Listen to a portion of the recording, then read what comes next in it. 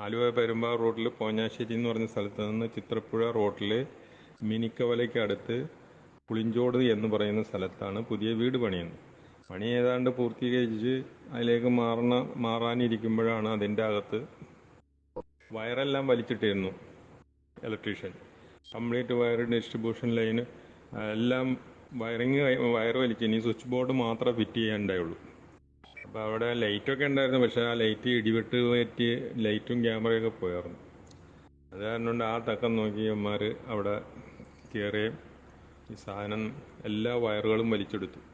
ഏകദേശം 6 കോയിൽ വയറ് ഫുള്ളും ഒരു 3 ബോക്സ് ലൂസും ഉണ്ടായിരുന്നു, അതും എടുത്തുകൊണ്ട് പോയി. ഡിസ്ട്രിബ്യൂഷൻ ബോക്സിലും സ്വിച്ച് ബോർഡിൽ നിന്നൊക്കെ കംപ്ലീറ്റ് വയറ് വലിച്ചിട്ട് പോരാത്തത് അവിടെ വെച്ചാണ് കട്ട് ചെയ്തിങ്ങനെ എടുത്തു. അവിടെ ഒരു ആശാൻ ക്ലബ്ബ് എന്ന് പറയുന്നത് റോഡിൽ 4 ക്യാമറ വെച്ചിട്ടുണ്ടായിരുന്നു. ഈ 4 ക്യാമറയിലും അവർ